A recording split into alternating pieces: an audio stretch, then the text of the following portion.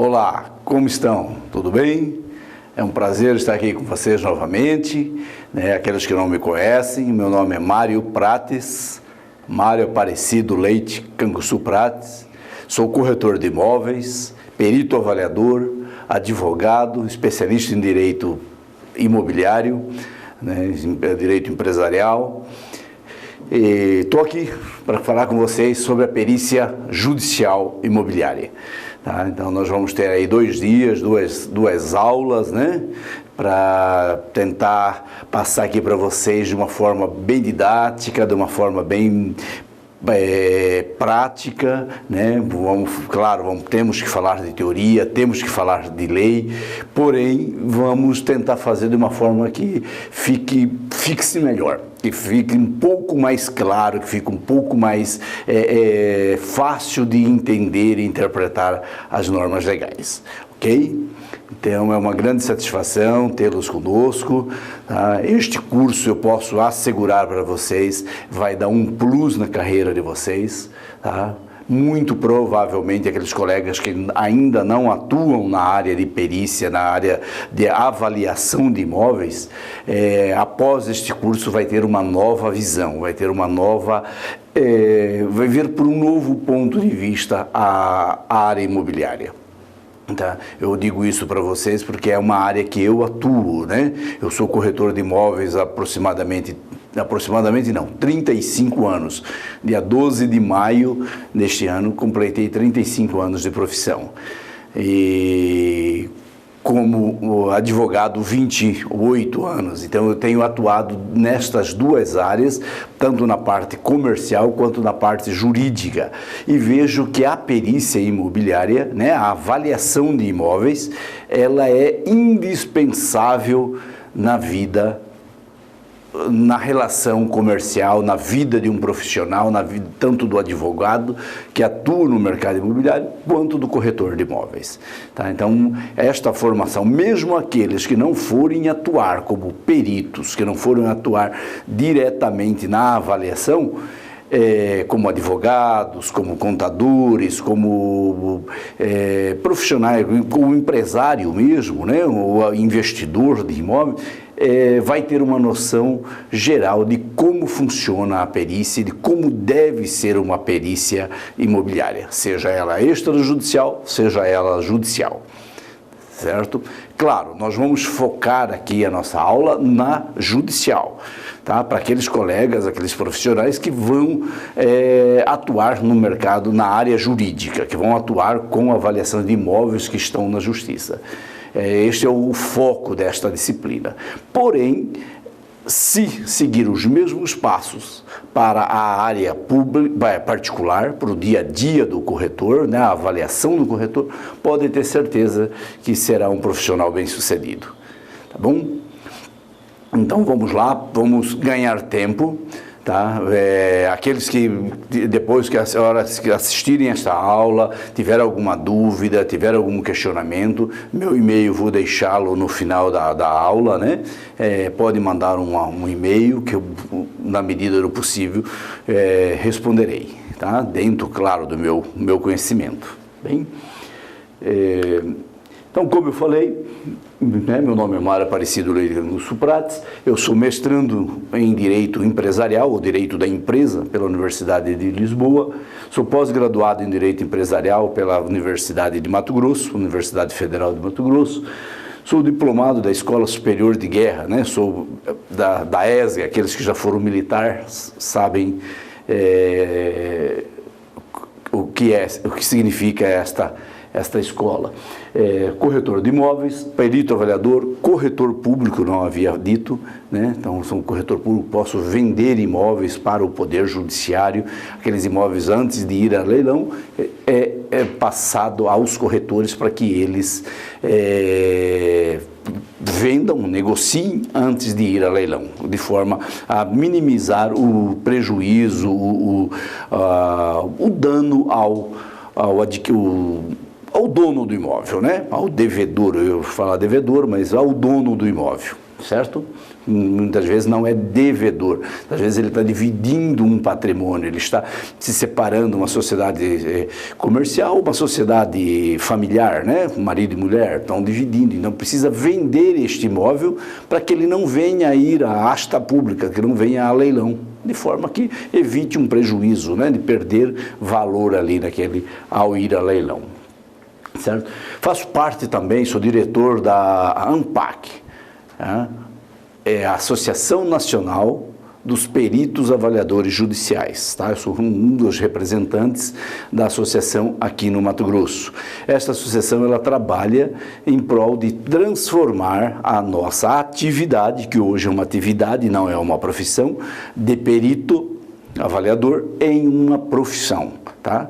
Como é o advogado, como é o corretor, como é o economista. Então, nós estamos formando associações em todo o Brasil todo, e o nosso presidente, o Jorge Menezes, em Belém do Pará, né? Ele está trabalhando com este intuito, tá? Todos nós estamos irmanados, estamos somando para que em breve tenhamos uma profissão definida em lei. Bom, e sou autor também de um livro, O Aspecto Jurídico da Perícia Imobiliária. Tá? Este livro ele é voltado exclusivamente para o perito avaliador judicial. É um livro que vai facilitar a vida do corretor, do engenheiro, do arquiteto, do topógrafo, ao interpretar as normas que regulam a perícia judicial. De que forma, qual é o prazo, qual é o procedimento, como ele deve agir, como ele deve redigir um documento para apresentar para o juiz. Não vou ensinar ali a fazer a avaliação. O livro, o objetivo não é este, né? Como a nossa aula aqui não é o objetivo ensinar a avaliar imóvel. Tá? Nós vamos falar sobre o aspecto jurídico, como o perito vai agir, vai atuar em juízo. Ok? Então, este livro tem esta finalidade. Tá? Também, através do meu e-mail, posso encaminhar para vocês, né? no endereço. Manda o e-mail com o endereço, eu encaminho, quando chegar, me paga. Tá bem? Vamos lá. Então, hoje nós vamos falar basicamente a primeira aula sobre os conceitos de direito, os conceitos de perícia e onde nós estamos inseridos enquanto profissionais. Qual é a nossa regulamentação? Aonde no Código Civil, no Código de Processo Civil, é que a nossa atividade de perito avaliador está inserida, tá bem? Então, para que vocês não tenham dúvidas, aqueles colegas corretores que estão muitas vezes recém-formados, iniciando na profissão, pode surgir alguns comentários, algumas pessoas mal informadas, né? Eu costumo reputar isto, que dizer que corretor não pode fazer avaliação. A avaliação é atribuição de engenheiro, de arquiteto, Não, colegas, não é verdade não é uma afirmação, este argumento, tá? Nós temos, a nossa lei nos define, autoriza a nós fazermos avaliação de imóveis, a Lei 6.530, e o Supremo Tribunal Federal já decidiu isto numa ação que o nosso Conselho Federal ganhou do Conselho, né, ajuizou contra o Conselho Federal dos Engenheiros, o CONFEA, e nós fomos vitoriosos, ou seja, nós, corretores de imóveis, temos toda competência para avaliar imóveis. Nós não estamos falando aqui de fazer cálculo estrutural, não há análise estrutural de imóvel. Tá? Se o imóvel tem rachadura, se tem trinca, se tem fissura, se tem deslocamento de sapata, se tem deslocamento de laje. Não, esta não é a nossa função. Nossa função é avaliar mercadologicamente, tá? Atribuir preço. Então, quando ouvirem isto, vocês falam, olha, colega, desculpe, mas você está muito mal informado, tá? Nós temos sim competência para fazer e estamos capacitados. Competência é legal, né? Pela lei nos autoriza, e temos capacidade pelo nosso conhecimento técnico. Por estes cursos que vocês estão fazendo, por estes... não vão parar aqui, eu tenho certeza, isso aqui é o primeiro passo, né? O primeiro pontapé inicial da partida, e a partir dali vocês vão desenvolvendo cada vez mais, ok? Deixa eu tomar um golinho de água. Então, definido esta posição, mas aonde está isso? Você fala para a pessoa, olha, dá uma procurada no STF. No meu livro eu trago um resumo do acordo, né, da decisão do STF, que nos assegura este direito de avaliar, certo? Lá tá bem claro, mas se for o caso ali na hora de você não estar com o livro na mão, pesquisa na internet e vai lá, disputa judicial entre COFEA e COFES. COFES é o nosso conselho, Conselho Federal de Corretores de Imóveis, né? Sobre avaliação de imóveis. Você vai ver que está a sentença ali na íntegra, tá bem? Então, nobres colegas, o corretor de imóveis, o engenheiro, o arquiteto, o topógrafo, que optam por atuar nesta área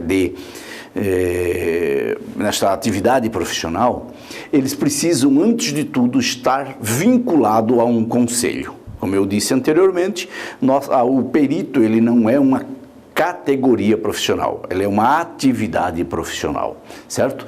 Como categoria, ele não pode exercer a função sem ter um conselho que o ampare, um conselho de classe, tá? Para que fique mais claro.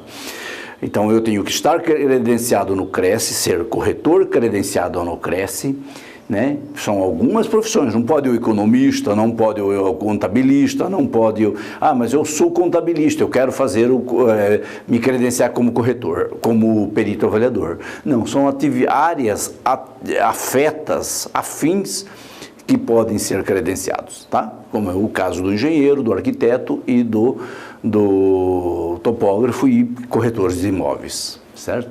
Então, o perito judicial, avaliador de imóveis, existem inúmeros peritos judiciais, inúmeras atividades que necessitam de perícia. Perícia médica, perícia também judicial, tá?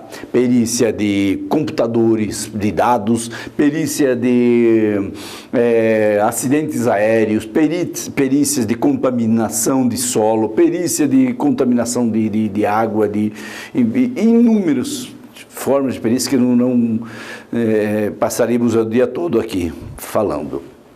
No nosso caso, a nossa perícia judicial, ela é voltada, não digo exclusivamente, mas prioritariamente para a avaliação, tá? Para a avaliação do imóvel. Professor, mas e se o imóvel tiver um problema estrutural, se tiver um imóvel, nós, os corretores, não podemos avaliar? Podemos, eu já fiz inúmeras avaliações com imóveis com problemas de estrutura, com problema de negócio. Mas, para isso, nós temos um outro mecanismo, temos uma outra forma, tá? Eu não entendo de fissura de imóvel, eu não entendo de estrutura, eu não entendo se aquele imóvel foi bem ou mal construído, ok? Isso é pacífico.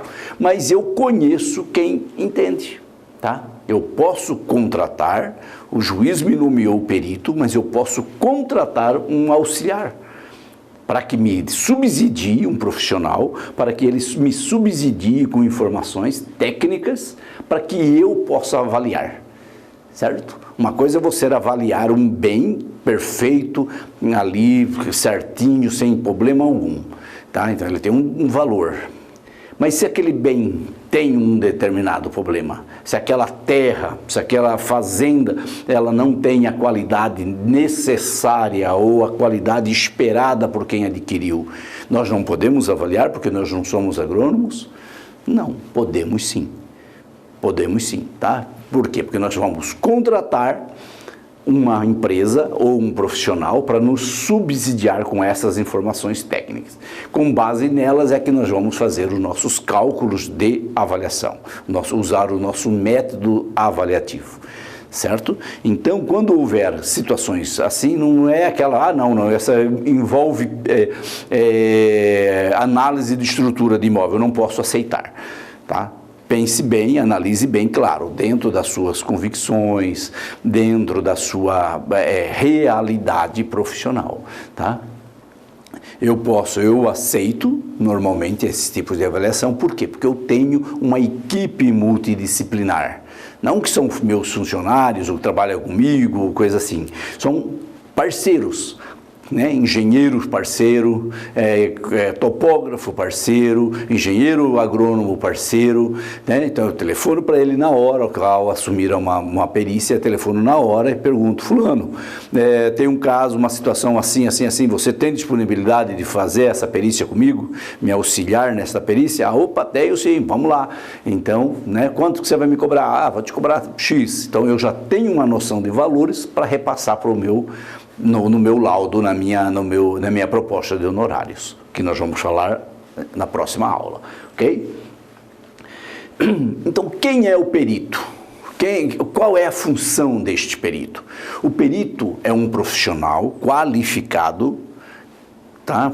Devidamente qualificado, ou seja, tenho que estar, como eu disse, inscrito em um conselho de classe, tenho que estar capacitado, tenho que ter um curso de formação de perito, não basta eu estar inscrito no meu conselho de classe. Tá? Não basta o engenheiro ser engenheiro, não basta o arquiteto ser arquiteto ou o corretor ser corretor. Nós precisamos estar capacitados, ter um curso de capacitação, que muitas vezes na nossa graduação, na nossa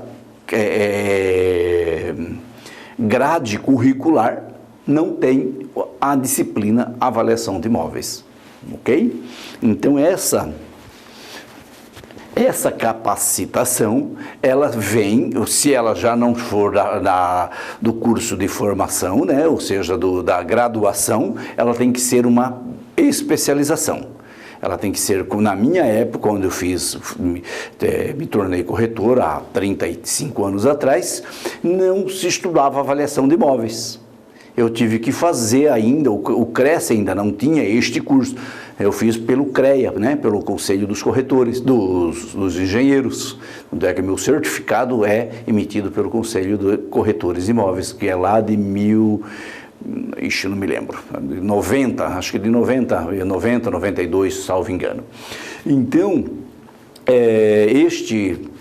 esta atividade, ela é uma especialização, é como se fosse uma pós-graduação do corretor. Tá? Bem entendido. E depois de qualificado, o corretor precisa ser credenciado. Este profissional precisa estar credenciado perante os órgãos públicos para fazer a perícia. Não basta eu estar habilitado por ser corretor, ou engenheiro, ou arquiteto, não basta eu estar capacitado com o meu curso de formação ali, com meus certificados quentinho na mão, e não estar, e está dentro da minha pasta, está dentro do meu escritório. Eu preciso ir ao fórum, eu preciso ir na Justiça do Trabalho, eu preciso ir no Ministério Público, montar um currículo, montar um dossiê, ir lá me apresentar. Eu preciso ir nos escritórios de advocacia, de meus amigos advogados, nos escritórios de contabilidade, nos bancos, nas empresas que têm filiais. A loja rede de farmácias XYZ, tem farmácias no Brasil inteiro, está sempre comprando e vendendo terrenos e prédios e tal. Um excelente cliente. Vou lá, levo o meu currículo, olha, eu sou perito avaliador, tá? Posso fazer perícia extrajudicial e judicial. Então, você não é perito, não se torna um perito judicial, você estará perito judicial, ok? Que fique bem claro esta informação. Vocês estão fazendo um curso de perícia judicial. tá? Para poder estar perito judicial, não para ser perito judicial. Por quê? Porque nós vamos estar por 10 dias, 15 dias, 30 dias, tá? Então é o período em que o juiz nos nomear, que o juiz sai no despacho, que sai no ato de nomeação, nomeia o perito Mário Prates para avaliar o imóvel XY, da matrícula XY, pelo período, no prazo de 10 dias, apresentar o laudo pericial. Então eu estou perito por 10 dias, correto?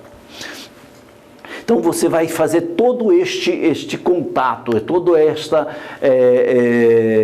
esse merchandise da sua atividade, tá? Que em breve será uma profissão.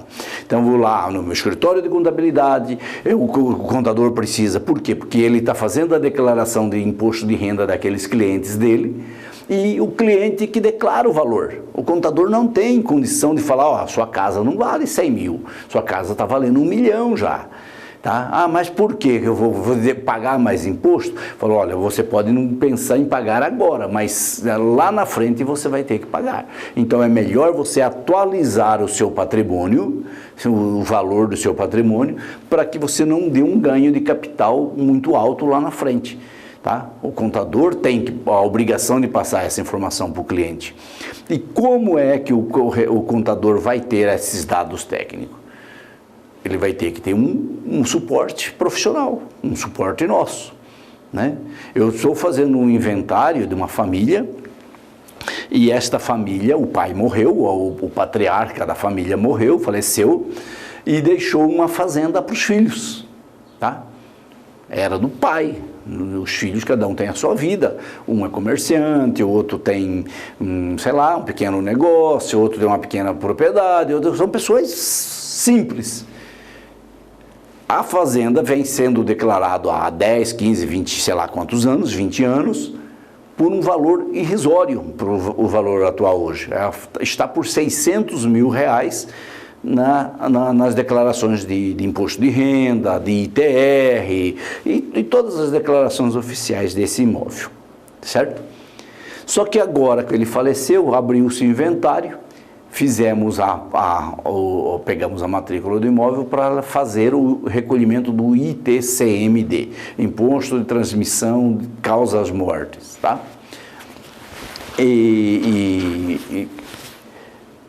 Chegou, bateu lá na Secretaria de Fazenda, a Secretaria falou, opa, peraí, 600 mil não, essa fazenda aí vale tantos mil reais por hectare, ou seja, ela tem X hectares, e tá, em resumo, para fazer uma conta bem rápida aqui para vocês entenderem, de 600 mil reais o valor da fazenda é 18 milhões de reais, certo?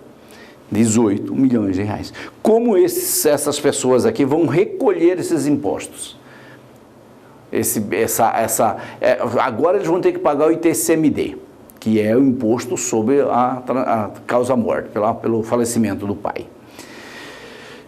Só aí vai dar 500, 600 mil reais de impostos, certo?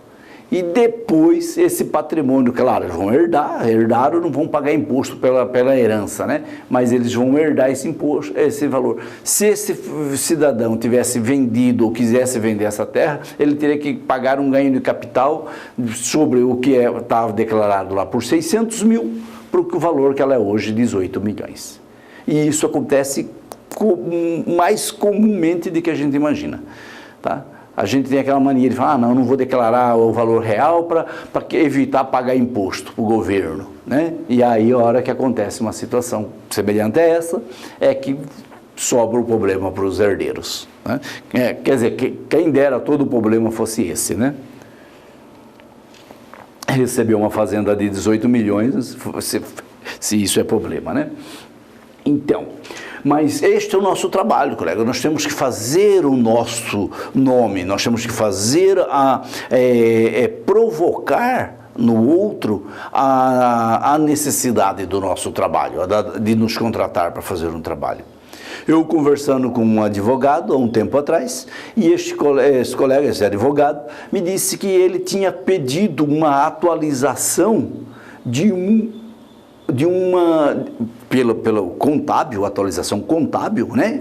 Ali feito o cálculo de uma avaliação que havia sido, de um imóvel que havia sido feita há 4, 5 anos atrás.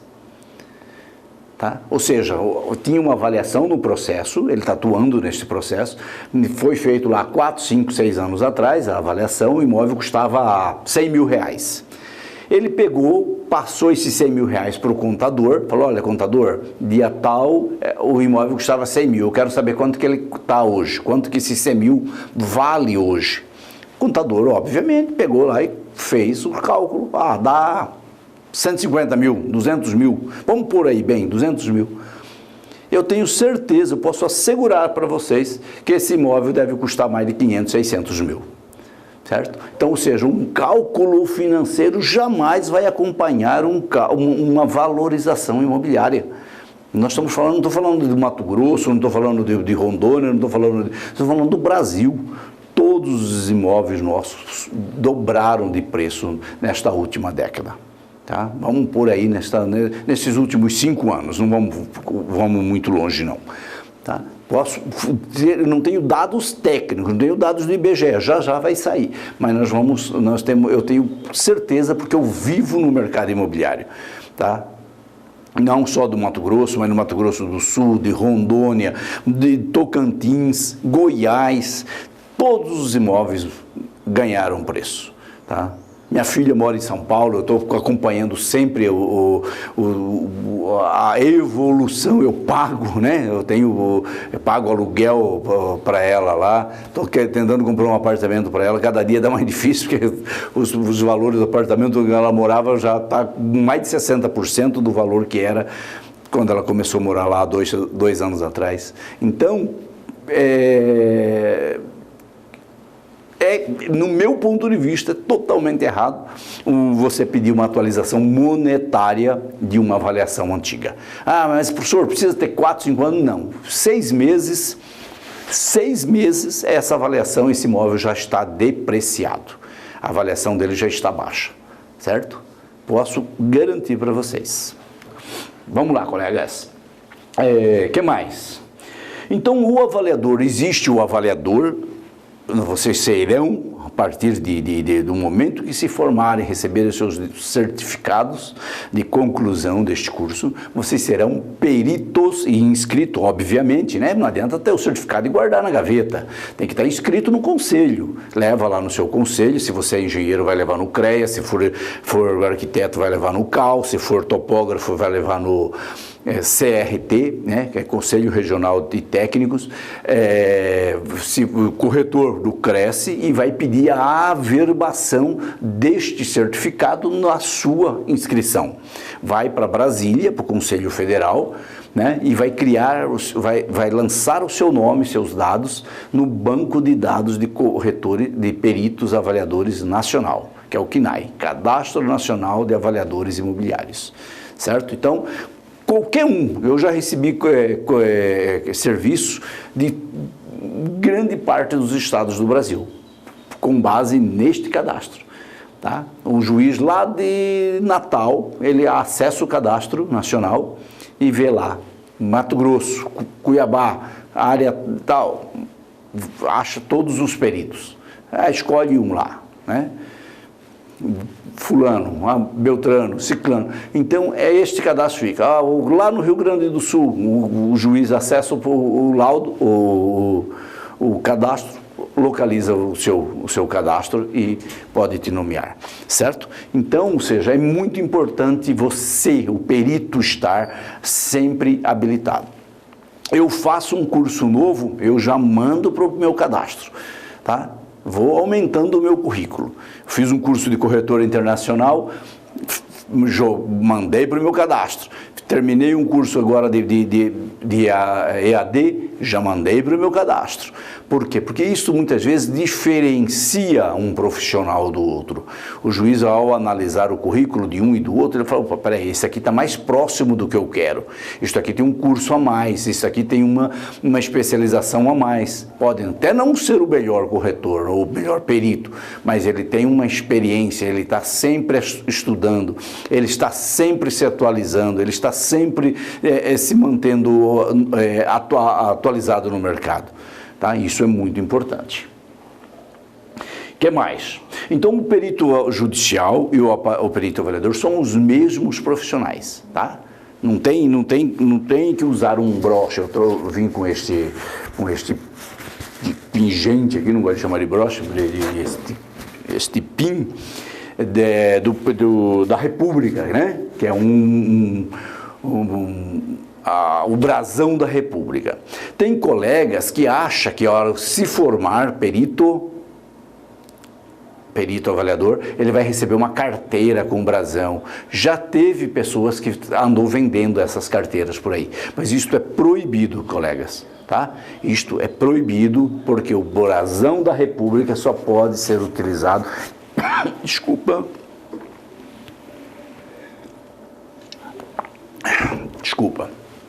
O brasão da República só pode ser utilizado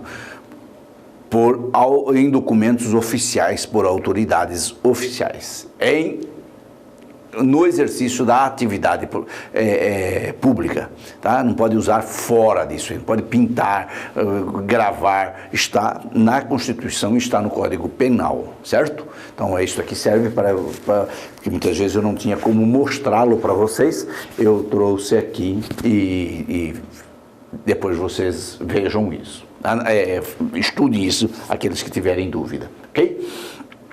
Então, nós não teremos uma carteira de perito judicial, nós não teremos uma carteira de perito, eu sou perito, então eu tenho que andar, não.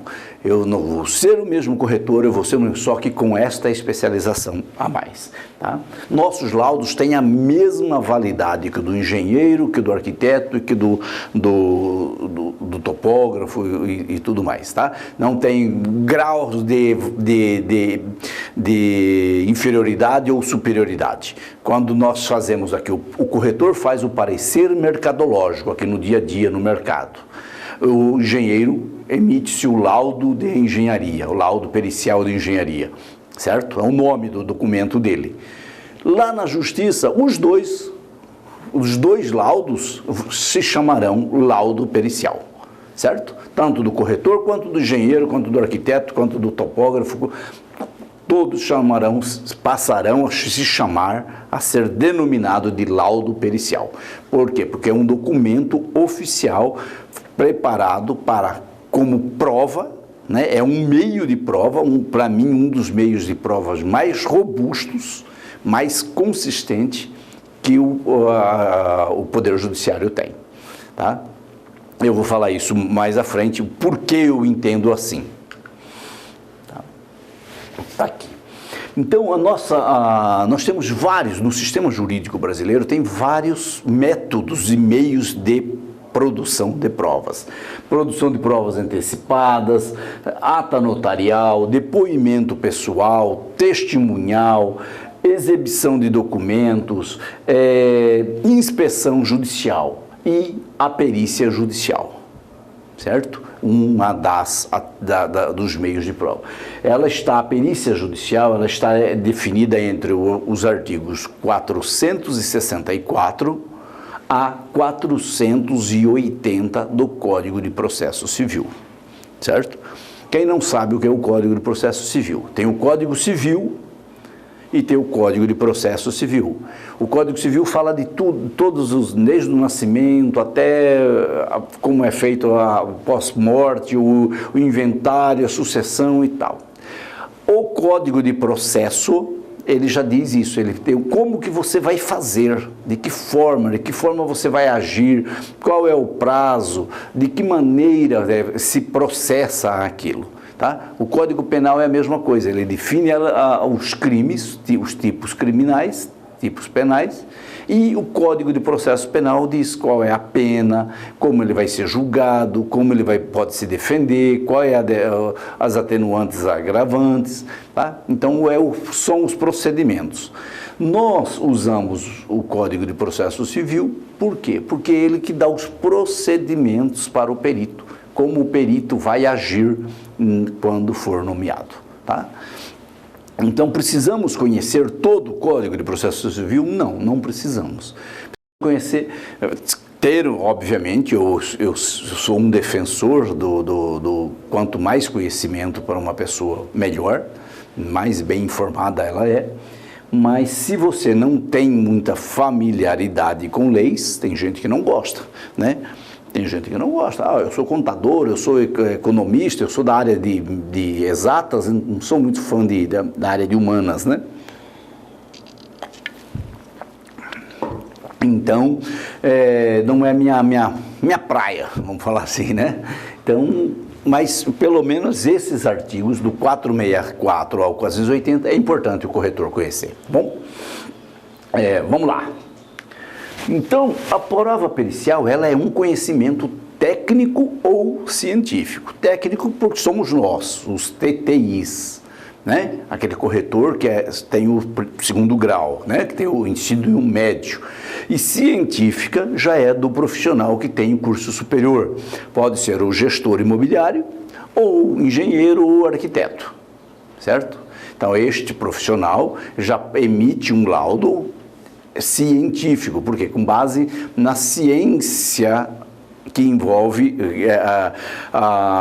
o caso específico. Não quer dizer que o corretor emite um laudo técnico e o gestor imobiliário ou o engenheiro um laudo científico. Não. Os profissionais de nível superior, eles têm a competência profissional para emitir um laudo mais robusto, com elementos científicos que o técnico não tem, tá? O técnico não tem. Por exemplo, nós, corretores, não podemos falar sobre depreciação de imóvel em relação a patologias. Em outras palavras, eu não posso dizer que este prédio vale mais que um outro novo, ou vale menos, porque este prédio tem uma rachadura, tem uma trinca, tem uma fissura, tem isso. Tá? Quem vai nos dizer isto é um engenheiro. Este engenheiro é que vai colocar de forma científica, para isso que ele estudou. Tá? Não quer dizer que isso ele é melhor que nós ou pior, não é esta análise que nós estamos fazendo. Estamos dizendo que é uma área de atuação específica dele. Tá? Enquanto nós somos comercial, nós sabemos só de olhar se esse imóvel vende ou não vende. Tudo se vende, né? Tudo tem alguém interessado em comprar. Porém, vende com facilidade ou com um pouco mais de dificuldade. Demora um pouco mais, demora um pouco menos. Vende com valor bom ou vende com valor ruim. Isso é fato, ok? Então, o corretor, ele tem este feeling, né? Usando aí um pouco do estrangeirismo, este feeling, esta facilidade de percepção, que muitas vezes não é da área do engenheiro. O engenheiro, ele sabe que ele construiu, gastou 1.000, 1 milhão, 2 milhões para fazer aquele prédio. Mas pode ser que aquele prédio que gastou 2 milhões não se venda por 1 milhão. Tá? Não acha comprador que pague 1 milhão. Ou o contrário, ele gastou 1 milhão e no outro dia ele está valendo 2 milhões. Certo? Que é o mais provável, né? Então, nós sabemos isso. Nós, corretores, temos... Por quê? Porque nós estamos todo dia no mercado. Todo dia você está com o seu ouvido antenado, ligado, né, ouvindo, conversando, lendo, vendo o WhatsApp, vendo informações na internet. Então, isso tem uma mais-valia, né? Tem um valor agregado nisto. Bom? Vamos lá. Nós temos uma preocupação muito grande com as avaliações. Tá? Nós, quando eu falo nós peritos, temos que ter uma avaliação muito grande. As avaliações nos processos judiciais, antigamente ou há um pouco tempo atrás, elas eram feitas, não estou aqui falando mal de avaliação, falando mal de profissional nenhum, não estou faltando com ética alguma. Eu estou dizendo, vou dizer apenas que não era atribuição do oficial de justiça avaliar, ele não tinha formação para isto, certo? Ele não tinha formação profissional para isto e era designado, era determinado. Se o oficial de justiça vai lá avaliar aquela fazenda, o oficial de justiça pega assim, senhor, a pasta dele aqui, ia lá e tal. Seu João, quanto que o senhor acha que vale aqui? Ah, que vale 1 milhão. O senhor, aqui vale 2 milhões. Aí o oficial de justiça, putz, não tem mais para quem perguntar. Ah, aqui vale 1, aqui vale 2, então eu avalio 1,5 milhão. Certo? Nem para a terra, nem ao mar, nem ao céu. Então ficava ali no meio termo. Por quê? Porque ele não foi preparado para isto. Lá, tô falando lá atrás, ele não tinha sido preparado para isto. E estas avaliações, esses problemas vêm correndo nos processos, vêm seguindo, continuam. Por quê? Porque os processos não se resolvem de um dia para o outro. Tem processos aí, eu assumi estes dias atrás, uma perícia, que o processo tem 18 anos. 18, tá? Então já está 18 anos transmitindo.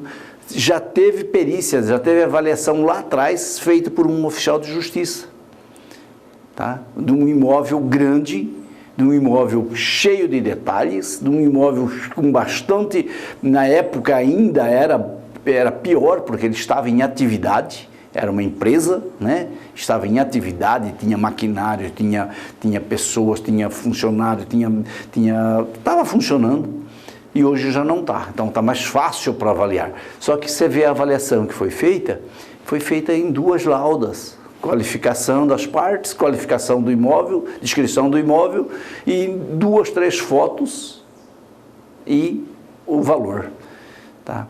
Não descreveu testada, não descreveu profundidade de terreno, não fez análise de topografia, não fez análise Por quê? Porque não é a formação, não estou dizendo que ele está errado, estou dizendo que simplesmente eram estes colegas, guerreiros, né? Eu tenho vários amigos oficiais de justiça, eram uns guerreiros que iam e faziam mesmo, cumpria a ordem do juiz e pronto, né? Foi mandado, então eu vou lá fazer, né? Missão dada, missão cumprida. Hoje já não se admite mais. Tá? Então, cabe aos advogados que estão atuando nestes processos pedir novas avaliações, certo? Na esfera particular, o que tem acontecido? Tá? Isso é fato, pode não ser só aqui no Mato Grosso, mas já vi que tem em Rondônia e já vi também que tem em Mato Grosso do Sul. Tá? Pode ter em outros estados essa situação. Tem colegas, corretores de imóveis, que precisa fazer a sua carteira de clientes, aumentar seu número de imóveis a ser publicado. Ele comprou um espaço lá num portal de imóveis, tem que anunciar 100 imóveis, ele não tem 100 imóveis, ele só tem 2. O que ele sai? Ele sai naquelas colegas, naquelas imóveis que estão com placas já de vendas, tá? Que já está à venda, o senhor está vendendo? Estou vendendo, sim, está na imobiliária, fala lá com a imobiliária. Ah, mas quanto que o senhor está pedindo? Quanto que a imobiliária está pedindo? Ou ele mesmo pesquisa, está pedindo 500 mil. Pedindo 500 mil. Ah, mas a casa do senhor vale mais, aqui vai valer uns 600, 700. Ah, você acha que vale? Então entra aí, vamos lá. Você é corretor? Sou corretor. Entra aí, vamos dar uma olhada. Ah, não, a casa do senhor é boa, vale 600 mil, olha, se brincar vale mais. O que acontece? Este proprietário, não estou dizendo que o colega está agindo de má fé, não estou falando isso, estou falando que é uma técnica que está sendo usada em vários estados, vários lugares, que eu não reputo como boa, certo? Por vários motivos. Aí ele vai lá e faz a captação, a angariação daquele imóvel. O proprietário, olha, eu já estou na imobiliária A, B, C, D, Y, Z, mas eu vou passar para você, para a sua imobiliária, como é o nome? É imobiliária X, ou corretor X. Então tá, mais uma autorização. Então tá, a casa do cidadão está tudo quanto é imobiliária da cidade. Todos os corretores da cidade têm um imóvel. Um com 600, outro com 500, outro com 450, outro com 650. Cada um está oferecendo por um preço. Tá? Este colega aumentou, ou ele colocou uma placa, um banner no imóvel, ele está fazendo aquele imóvel de espaço publicitário. Eu passo na cidade aí e vejo uma placa de uma determinada imobiliária, em tudo quanto é imóvel. Você vai no imóvel, o cliente nunca viu um corretor daquela imobiliária. Só veio aqui, colocou a placa aí, nunca mais voltou, nunca mais trouxe um cliente. Por quê? Porque ele supervalorizou o imóvel para fazer a angariação, para fazer a captação, certo? E estes imóveis, aonde eu quero chegar agora? Deixa eu tomar um gole de água aqui.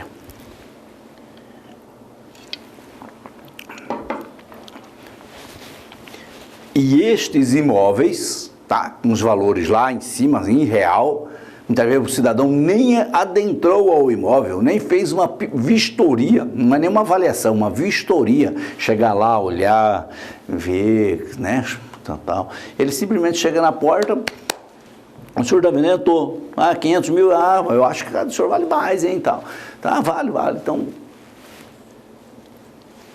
Estou dando um exemplo, pode ser que isso não ocorra, tá?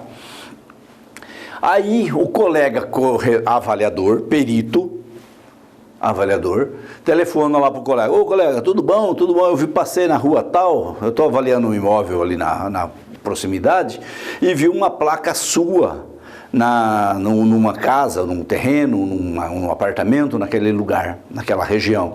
Quanto que está pedindo? Qual é o tamanho? Quanto você está pedindo? É 500 metros de terreno, a casa tem 300 de construção, eu estou pedindo 1 milhão. Não negocia? Não, o proprietário não abre mão, é 1 milhão, né? Ok, tá bom. O colega fez ali, catalogou aquele imóvel como uma das suas amostras. Vai para outro. Tem 5, 6, 10 amostras, todas com valores em reais. O que vai acontecer com a avaliação dele? Vai ser em real também. Vai ser fora de base, fora de elementos, sem elementos técnicos. Ele vai usar o método correto, ele vai usar a fórmula correta, o cálculo correto, tudo. Só que os imóveis, as amostras, né, os fatores que ele usou como referência, não representam a verdade. Por quê? Porque o colega, muitas vezes, que fez aquela captação, não teve a menor preocupação de colocar o cliente dentro da realidade. E este tipo de avaliação passa a ser oficial, porque é feito por um perito, vai para um processo, vai para uma ação judicial e os imóveis ficam ali 1 ano, 2 anos, 3 anos, com a placa desbotando, né? Eu fui ver uma vez uma casa, na frente da casa uma grade, né? Uma grade de ferro, e na grade de ferro tinha aquelas madeirinhas, o colega que é corretor sabe disso, aquelas madeirinhas de banner, pelo menos umas 3 ou 4 ex-banners que já tiveram ali. Uns 4 já tinha. Só tinha madeira, porque eu acho que o corretor, o colega lá, caprichou no amarrar, né, no arame, e na grade e tal, esticou ali. Aí, com o tempo, aquilo lá resseca, aqui em Cuiabá é bem quente, então, 6 meses, aquilo lá já, só de encostar ele rasga, porque está ressecado pelo sol, né? E então já tinha, e as madeirinhas ficavam lá presas na grade, né? Então, por que isso estava acontecendo? Isso já é um indicador de que jogaram o preço ou o dono do imóvel é muito ruim de negócio, ou aquele imóvel está enrolado por algum motivo, né? Ou o corretor supervalorizou aquele imóvel. Só tem essas 3 opções. Tá? Então, colegas, prestem atenção nisso. Vamos fazer a coisa dentro de uma realidade. Nós não estamos aqui, não estamos no mercado para fazer graça, nós estamos para trabalhar, para mostrar trabalho e para ganhar dinheiro, né? Para ter ganhar não, né? Para receber o justo, né? Pelo nosso trabalho. Então, se você ficar agradando o cliente, em primeiro lugar, você pode até pegar o imóvel, angariar o imóvel, mas será que vai vender? Será que a hora que você avaliar aquele imóvel naquele valor ali alto, fora da realidade, a hora que chegar o comprador lá e falar, não, isso aqui não vale, isso aqui Tem pessoas que falam isso, né? Você está louco, isso não vale nunca esse valor e tal, né? O que está pedindo. Então, você vai passar vergonha na frente do seu cliente. Por quê? Porque você se diz um profissional, mas não tem bases técnicas para chegar àquele valor. Tá? Simplesmente foi no que o cliente acha. Ele colocou o valor sentimental, porque ele nasceu ali, porque aquela padaria ele compra pão há 20 anos, porque aquela rua ali tem um vizinho lá de trás, que é um vizinho gente boa, né? Então, são essas coisas que para nós do mercado não tem valor, mas para o cliente ele acha que tem. Tá? Que mais? A perícia é importante, a judicial. Quando eu falo perícia, eu vou falar judicial, sempre da judicial primeiro, e depois uso a extrajudicial como referência. A perícia judicial é de extrema importância, eu não vou dizer imprescindível, porque não é imprescindível, mas é de extrema importância a participação das partes, ou pelo menos do dono do imóvel, no dia da perícia, do representante do imóvel. Tá? Eu fui fazer de uma empresa aí, de um hotel, o dono, óbvio, não estava, mas tinha um representante dele lá.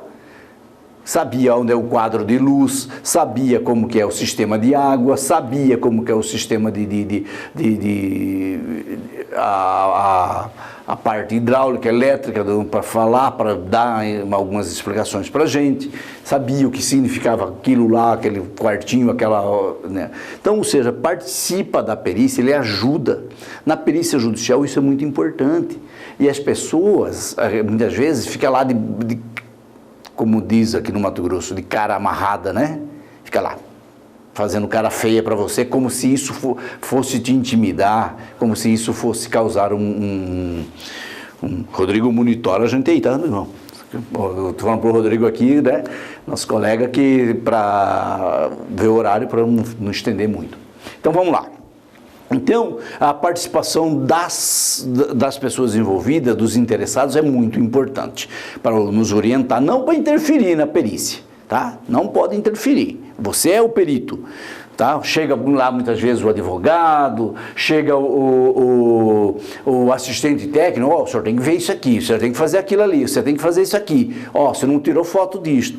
Isto não, colega, tá? Nós temos independência, eu vou falar agora sobre isto, tá? Estou atrasado aqui nos slides, desculpa.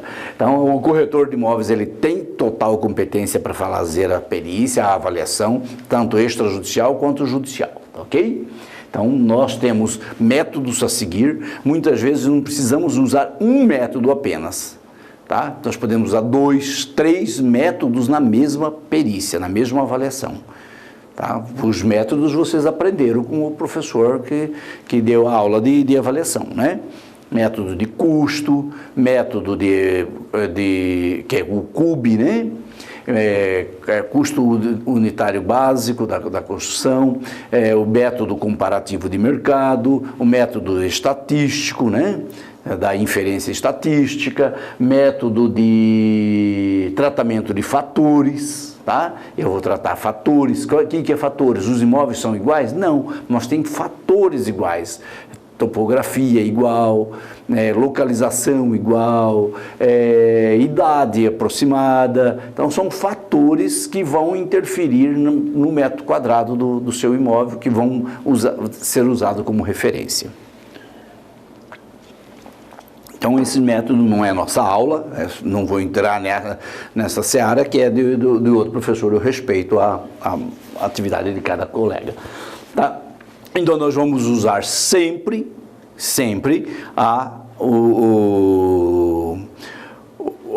resolução do COFES, 1066 de 2007. Tá? Que é a resolução que dá os nortes, que dá a estrutura de um laudo de avaliação, de uma perícia judicial ou de um parecer mercadológico, ok? Podemos usar a norma da BNT, desde que nós conheçamos, desde que a gente tenha um pouco de experiência a mais, tá? Por quê? Porque ela tem requisitos técnicos de engenharia, certo? Vamos lá.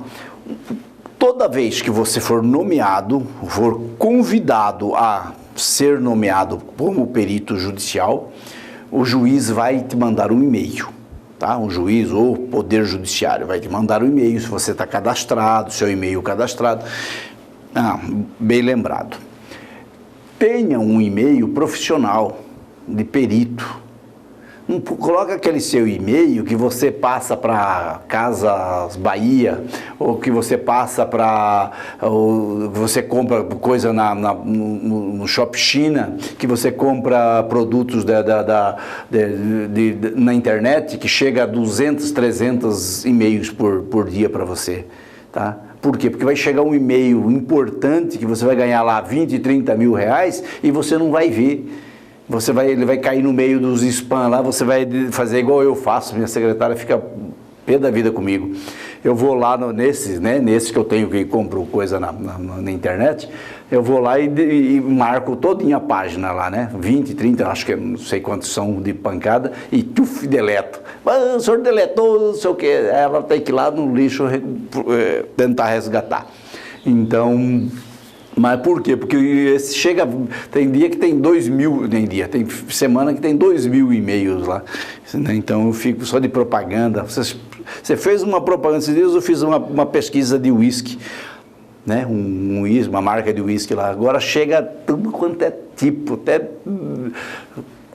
trem que nunca vi na minha vida chega de bebida de uísque. Então é a inteligência artificial, né?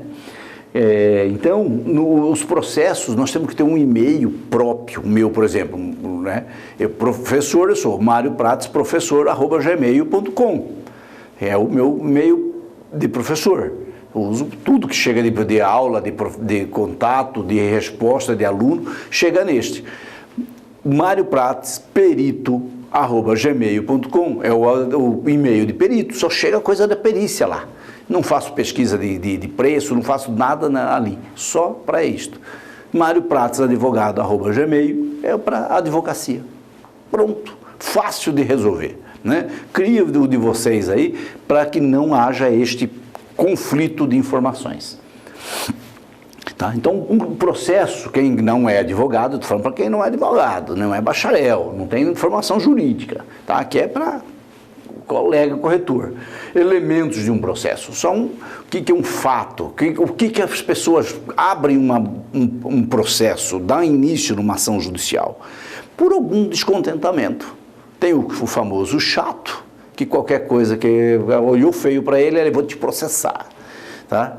Fiquei magoado. Então, esse tipo de pessoa existe, tá? Então, ele acha um fato qualquer, um motivo qualquer, e ajuiza uma ação. Tem o outro que em busca do seu direito, que está sendo lesado, que está sendo realmente prejudicado, está cobrando uma dívida que o outro não paga, o casal que se separa, ou a empresa que os dos sócios não dão mais certo, e inúmeros. O pai, a família, ou alguém que morreu, vai abrir o inventário, necessariamente não precisa ser na justiça, pode ser pode ser no cartório. O inquilino que não paga o aluguel, você que não pagou a sua prestação do seu carro e o banco está tendo busca e apreensão, e aí por diante, você não, alguém, né? Nós não, nós pagamos tudo certinho e tal. Então isto chama-se litígio, tá? Quem entra com a ação é o autor, quem se defende é o réu ou o requerido, certo? A comarca, tem cidade que não é comarca. Comarca é onde tem fórum, certo? Para facilitar. Tem alguns requisitos lá, tantos mil habitantes, tal. Mas comarca é onde tem fórum. Muitas vezes na sua cidade, né? Você mora numa cidade e ela não tem fórum, não tem cartório de registro de imóveis, esse é registrado em outra cidade, né? Hoje já praticamente todas as cidades aí maiorzinhas já são comarcas. Mas antes não era, tinha que andar 100, 200 quilômetros para ir na sede da comarca, certo? Na comarca tem o juiz, né? O magistrado, você vai chamá-lo de excelência, bom dia excelência, boa tarde excelência, não vem aquela história de meritíssimo, meritíssimo, tem outros que falam, usa cada nome, não, excelência, tá? Bom dia, excelência. Excelência, muitas vezes você não sabe o nome dele, tanto faz homem ou mulher, é excelência, tá? Excelência, eu sou Mário Prates, eu sou perito, corretor de imóveis, certo? A sua profissão qual é? Não é perito, você é corretor de imóveis, perito não é uma profissão, é uma atividade. Então, eu sou o corretor de imóveis, sou engenheiro, sou arquiteto, né? No meu caso, sou corretor de imóveis e sou perito avaliador. Eu me credenciei, não sou perito avaliador judicial, eu me credenciei aqui no fórum para ser perito, prestar serviço, para ser auxiliar deste juízo. Esta é a expressão correta. O juiz, só de você falar isso para o juiz vai falar, aí eu boto fé. Aí sabe o que ele está falando. Tá? Porque está no Código de Processo Civil que nós somos auxiliares do juízo, certo? Somos auxiliares, somos um braço do juiz ali, os olhos, na verdade, somos os olhos. O braço é o oficial de justiça, nós somos os olhos do juiz, que é extremamente importante, tá? Então, eu me credenciei aqui para ser auxiliar deste juízo e gostaria, se o senhor precisar do meu trabalho, da minha atividade, eu gostaria de prestar o meu trabalho aqui, né, mostrar o meu trabalho para o senhor. Tá bem? Muito obrigado, tá? Meu currículo está aí. Como que está, Rodrigo? Estamos quase no horário aqui de dar uma interrompida para tomar uma água e depois a gente volta. Mas vamos só terminar essa fase aqui, tá, Rodrigo? Do processo. Então, a apresentação feita, você já sabe que o nomeado recebeu a nomeação no seu e-mail, você tem que responder, tá? Você tem 5 dias para responder se aceita ou não e apresentar os seus honorários. Mas, professor, como que eu vou saber quanto que eu vou cobrar? Tá, vamos aprender amanhã, senão vocês não vêm amanhã na próxima aula. Quando eu falo amanhã é a próxima aula, ok? Eu confundi, na verdade, era a próxima aula, eu falei amanhã, mas é da próxima aula. Vamos saber cobrar, aprender a cobrar. E então, recebeu esta notificação, você vai analisar o processo. Feito a análise do processo, o que trata, qual é o objeto, o que discute, qual que é o imóvel que você tem que avaliar, você já tem que ter seus parceiros. Eu vou precisar de um topógrafo, quanto que ele me cobraria? Fulano, quanto que você me cobra para fazer isso? Tanto. Engenheiro, quanto que você me cobra para fazer isto? Topógrafo, engenheiro agrônomo, quanto que você me cobra para ir comigo numa fazenda assim, ver o solo lá, a terra, se é boa, se é ruim, tal. Te cobro tanto. Então você já viu uma técnica que eu uso. Vou falar isso amanhã, mas vou dar um spoiler agora. Eu geralmente cobro 50% a mais do que todos eles. Vamos lá. O engenheiro cobrou 1.000, o topógrafo cobrou 1.000, quem mais? O outro cobrou 2.000, então são 4.000. Lá, eu cobro mais 4.000, então o total da minha avaliação, 8. Por quê? Porque o primeiro 50% a gente recebe normalmente. Ixi, eu já estou adiantando a aula de amanhã, senão da próxima aula não vai ter presença. Normalmente, os primeiros 50% dos honorários a gente usa para custear a despesa, para pagar toda a equipe e seu combustível, seu alimento ali, tal. Não sobra nada para você ir para a praia, para você ir para tomar umas e tal. Então, os primeiros 50% geralmente é da equipe, ok? Então, lá, petição inicial, citação é o ato quando o juiz manda o oficial de justiça intimar o cidadão, pela primeira vez, chama citação, não é intimação, citação. As outras já passam a ser intimação. Contestação, quando o réu se defende, o fulano, vou me defender aqui porque é mentira, eu já paguei, não devo e tudo mais. Ele se defende, contesta. A outra parte volta no processo e fala, não, é ele que está mentindo, não me pagou nada, está me devendo e ainda fala que pagou e tal, está usando de má fé. Bom, né? A casa é minha, eu comprei, vendi para ele não me pagou, e não quer sair da minha casa e tal. Aí o juiz vai analisar aquilo ali. Tem briga? Tem. Peraí, vamos lá. Perito, vem cá. você vai avaliar essa casa, tá? Avaliou a casa, o juiz ele já sabe qual é o valor da briga, qual é o montante da briga. Ah, o João pagou 100 mil, ficou devendo 200, tá? A casa vale 500. Espera aí, então quando o João pagou 100 mil, ele pagou 1/3 da casa, certo? Hoje a casa vale 500 mil, eu estou pensando longe de que eu querer achar que é assim, tá? Mas dando um exemplo aqui. Então ele pagou 100 mil, deve 200, né? Então se a casa vale 500, então significa que ele pagou 200 e está devendo 300. João, então você está devendo 300 mil ainda, tá? Ou seja, você está devendo 2/3 da casa, do imóvel, tá? Mais ou menos assim, é para isso que serve a perícia, para aquilatar o que o juiz vai decidir, bom? A audiência de conciliação nós não participamos, só vai as partes lá, acertou, não acertou, marca a instrução. Depois da instrução, da conciliação é que vem a perícia, tá?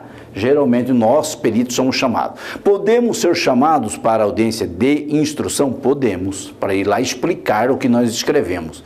Aí leva o auto, eu vou falar isso na próxima aula, ok? E final do processo é a sentença. O juiz vai decidir quem ganha, quem perde, quem deve pagar, quem deve receber, e assim por diante. Tá bom, colegas? Tá? Então, interrompemos aqui esta primeira aula, tá? Depois do intervalo, nós vamos falar sobre, a partir da independência do perito. O que é um perito independente, tá? Não é independente, você aí pegar uma moto e sair igual doido pelo mundo. Não, nós vamos falar sobre isso, tá bom? Então, muito obrigado, até a próxima aula.